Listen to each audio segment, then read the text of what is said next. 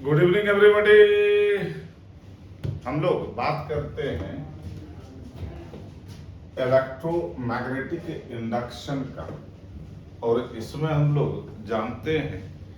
कि अगर किसी भी कॉइल को, किसी भी लूप को मैग्नेटिक फील्ड में रखा जाए तो उस लूप से, उस कॉइल से मैग्नेटिक फ्लक्स पास होता है, and the magnetic flux passes through the coil is given by vector B dot vector A, और इसी को हम कह सकते हैं phi equal to B A cos theta, और इसमें theta is the angle between magnetic field and area vector. और फैराडे लॉ के हिसाब से अगर इंड्यूस्ड ईएमएफ का बात करें तो E is minus d phi by d t, और ऑब्वियस है कि अगर मैग्नीट्यूड ऑफ ईएमएफ हमको पता है तो करंट भी निकाल सकते हैं, and this is 1/r d phi by d t, और यहां पर हम कह सकते हैं this is I d t equal to d phi upon R, और अगर इसको इंटीग्रेट कर दिए तो this is amount of charge flow is delta phi upon R. मतलब ये कि जब भी हम किसी लूप को मैग्नेटिक फील्ड में रखते हैं और उस लूप से मैग्नेटिक फ्लक्स पास होता है तो इस मैग्नेटिक फ्लक्स के चेंज के दौरान इंड्यूस्ड ईएमएफ डेवलप होता है, इंड्यूस्ड करंट डेवलप होता है, जिसके कारण चार्ज फ्लो होता है, and the amount of charge flow इस बात पर डिपेंड नहीं करता है कि ये जो फ्लक्स चेंज हुआ वो किस ढंग से चेंज हुआ, सिर्फ इस बात पर डिपेंड करता है कि कितना चेंज इन फ्लक्स हुआ divided by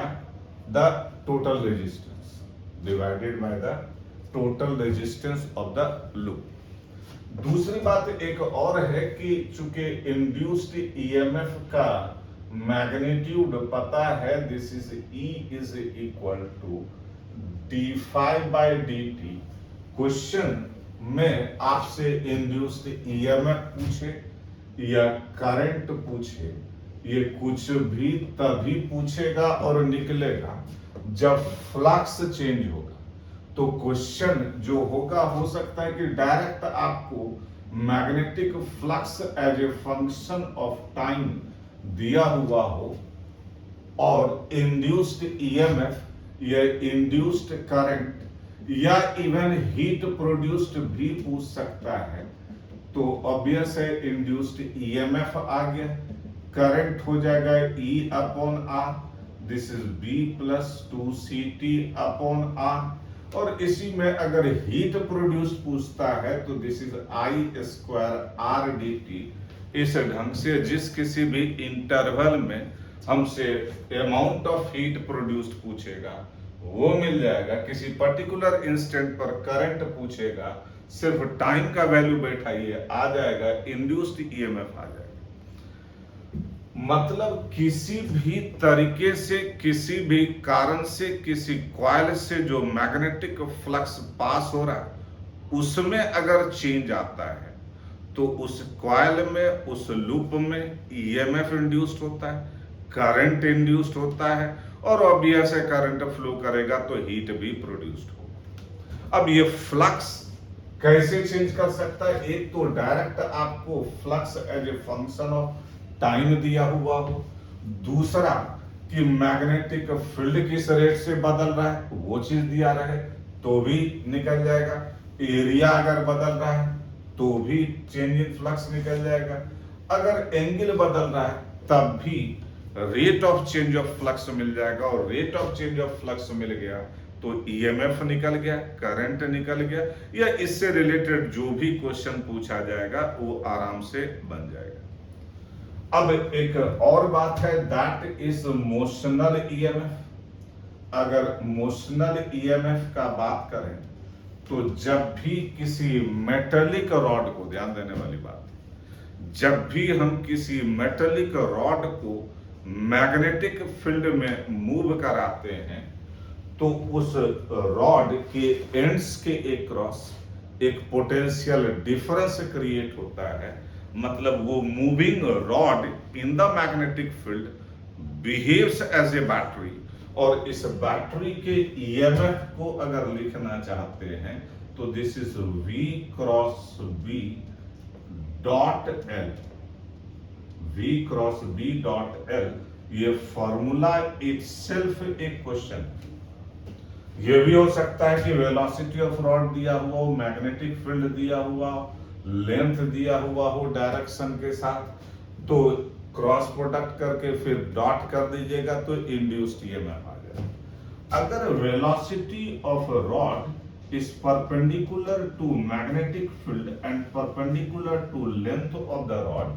तो ऐसी स्थिति में इंड्यूस्ड ईएमएफ आता है VBL, velocity of rod, length of rod, और मैग्नेटिक फील्ड आपसे दिया रहेगा और आपसे कहेगा कि भाई इंड्यूस्ड ईएमएफ बताइए, तो उसको आराम से हम कर सकते हैं। लेकिन अगर मान लीजिए कि velocity is parallel to magnetic field हो या velocity is parallel to length of the rod, दोनों ही स्थिति में इंड्यूस्ड ईएमएफ जीरो, दोनों ही स्थिति में इंड्यूस्ड ईएमएफ जीरो होगा। और आसानी से इस पर बेस्ड क्वेश्चन पूछ सकता है, जो क्वेश्चन जेईई मेंस में पूछता है वो मेनली इसी फॉर्मूला पर VBL पर क्वेश्चन पूछता है। अब अगर हम बात करते हैं सेल्फ इंडक्शन का, तो सेल्फ इंडक्शन में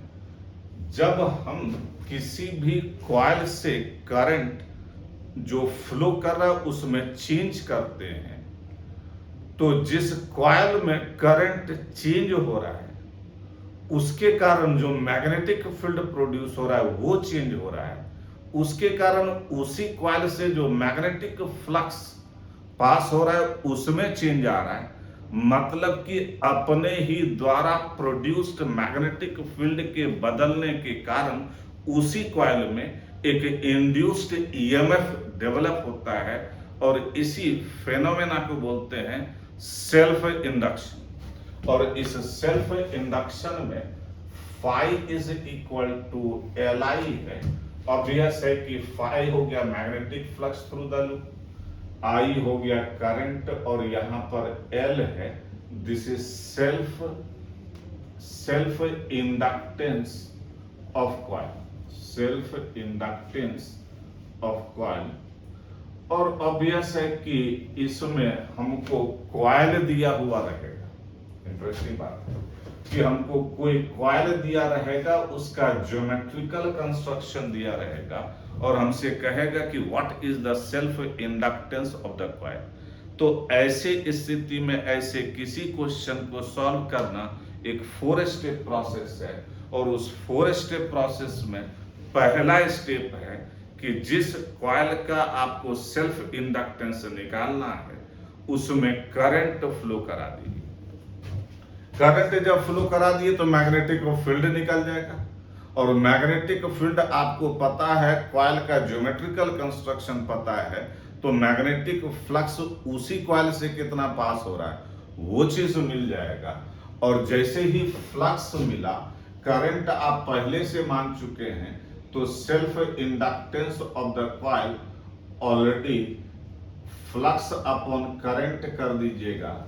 तो self inductance of the coil मिल जाएगा। और अगर इसी में एक चीज और देखें कि induced EMF in the coil, this is minus d∅dt and this is minus L/di/dt। आपको ऐसा भी हो सकता है कि किसी कॉइल का सेल्फ इंडक्टेंस दिया हुआ हो, उसमें जो करंट फ्लो हो रहा है as a function of time दिया हुआ हो, और आपसे इंड्यूस्ड ईएमएफ पूछे, और ऑलरेडी ये बन जाएगा। अगर हम आगे बात करते हैं दैट इज म्यूचुअल इंडक्शन, तो म्यूचुअल इंडक्शन के विषय में अगर बात करते हैं तो एक बेसिक बात है कि सेल्फ इंडक्शन और म्यूचुअल इंडक्शन में जो बेसिक डिफरेंस है वो क्या है कि सेल्फ इंडक्टेंस जिस कॉइल में करंट फ्लो होता है उसी कॉइल में फेनोमेना ऑफ इंडक्शन, लेकिन म्यूचुअल इंडक्शन में जिस कॉइल में करंट फ्लो कराए तो उसके नजदीक जो दूसरा कॉइल है उसमें फेनोमेना ऑफ इंडक्शन होता है और उसमें इंड्यूस्ड ईएमएफ डेवलप होता है। इसलिए अगर हम बात करें म्यूचुअल इंडक्शन का तो उस कंडीशन में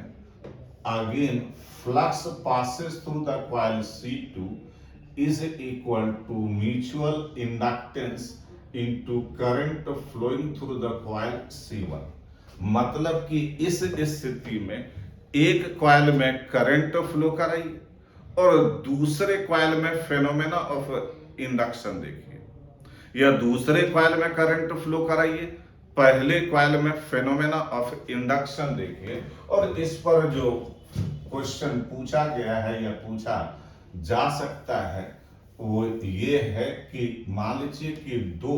सर्कुलर लूप्स है, एक का रेडियस स्मॉल आर है, दूसरे का कैपिटल आर है, और आपसे कहेगा कि भाई इस system of two concentric circular loops का म्यूचुअल इंडक्टेंस बताइए। तो फिर वही फोर स्टेप प्रोसेस कि भाई एक कॉइल में आप करंट फ्लो कराइए, हालांकि किसी भी एक कॉइल में करंट फ्लो कराइए, दूसरे में फ्लक्स देखिए, वैल्यू में कोई अंतर नहीं आएगा म्यूचुअल इंडक्टेंस के वैल्यू में, लेकिन मैग्नेटिक फील्ड तो कैलकुलेट करना है। इसलिए एक जनरल आप मान के चलो कि जो बड़ा वाला कॉइल होगा उसमें करंट फ्लो कराएंगे और फ्लक्स दूसरे वाले कॉइल में देखेंगे। तो यहां पर अगर मान लीजिए कि करंट आई इसमें फ्लो करा दिए तो करंट तो बड़े वाले कॉइल में फ्लो करा दिए, तो यहां पर मैग्नेटिक फील्ड अगर लिखें तो this is mu not I upon 2r, और यहां पर मैग्नेटिक फील्ड और इसमें दिया रहेगा कि capital R is much greater than small R, तो magnetic flux through this second loop this is b into pi r square and this is mu naught I pi small r square by 2 capital R। इसलिए mutual inductance हो जाएगा 5 by I and this is mu naught pi small r square by 2r। ध्यान देने वाली बात ये कि जैसे जैसे बड़े वाले रूप का रेडियस कम होता जाएगा, छोटे वाले का बढ़ता चला जाएगा, तो वैसे वैसे म्यूचुअल इंडक्टेंस का वैल्यू बढ़ता चला जाएगा। तो बेसिक वे में आप कह सकते हैं कि जब दोनों के बीच का जो गैप है वो कम होता चला जाएगा तो म्यूचुअल इंडक्टेंस अपने आप बढ़ता चला जाएगा। एक चीज और बात कर लेते हैं and that is the growth and DK of current through inductor. तो ऑब्वियस है कि अगर हम ग्रोथ ऑफ करंट का बात करें तो एक मान लीजिए ये रेजिस्टेंस है, ये कॉइल है, इंडक्टर आप कह सकते हैं, बैटरी है। तो जैसे ही यहां पर हम बैटरी को स्विच ऑन करेंगे वैसे ही करंट सडनली बढ़ना चाहेगा और इसी इंक्रीज ऑफ करंट को ये इंडक्टर अपोज करेगा, जिसके कारण इसमें current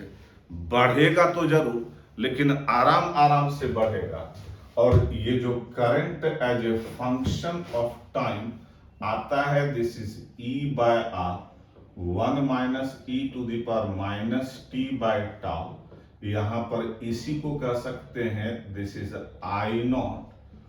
1 minus e to the power minus t by tau। I not है मैक्सिमम करंट थ्रू इंडक्टर, ये याद रखिएगा, मैक्सिमम करंट थ्रू इंडक्टर, या कह सकते हैं कि करंट थ्रू इंडक्टर इन स्टेडी स्टेट। और ये जो टाउ है this is L by R, यहां L है self inductance of the coil, R is the resistance of the coil।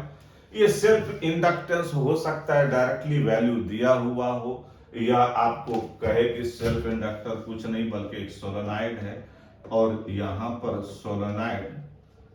का जो बेसिकली सेल्फ इंडक्टेंस का फॉर्मूला है वो ये है, ये ज्योमेट्रिकल कंस्ट्रक्शन दिया हो, सेल्फ इंडक्टेंस पहले निकालना पड़े, फिर आप रेजिस्टेंस से डिवाइड कीजिए। ये भी हो सकता है कि रेजिस्टेंस डायरेक्ट ना दिया हुआ हो बल्कि आपको रो एल बाय ए से निकालना पड़े। अब इसी में अगर मान लीजिए कि यही स्थिति है और इसमें करंट फ्लो कर रहा है और अचानक ही इस बैटरी को अगर डिस्कनेक्ट कर दें, तो उस कंडीशन में ये करंट जो इधर के तरफ फ्लो कर रहा था वो सडनली बैटरी को डिस्कनेक्ट करने के कारण करंट घटना तो चाहेगा, लेकिन ये इंडक्टर अब अगेन इस डिक्रीज ऑफ करंट को अपोज करेगा, जिसके कारण करंट घटेगा तो जरूर लेकिन आराम आराम से घटेगा। और ये जो करंट घटता है as a function of time वो इस ढंग से घटता है। और यहां पर ध्यान देने वाली बात है कि ये आई नॉट है मैक्सिमम करंट, मतलब करंट उस समय जिस समय हम बैटरी को डिस्कनेक्ट किए, वो जैसे ही हमको पता चल जाएगा, टाउ तो पता ही है, this is L by R, और ऑब्वियस है कि current as a function of time हम निकाल सकते हैं या किसी भी समय पर हम करंट को कैलकुलेट कर सकते हैं। Okay, thank you.